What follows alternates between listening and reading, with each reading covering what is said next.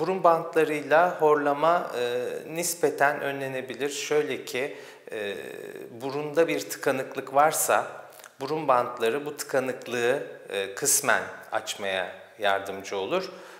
Ancak horlamanın nedeni yumuşak damağın ve küçük dilin titreşmesiyle meydana geldiği için burun bantları bunu önlemede çok etkili değildir.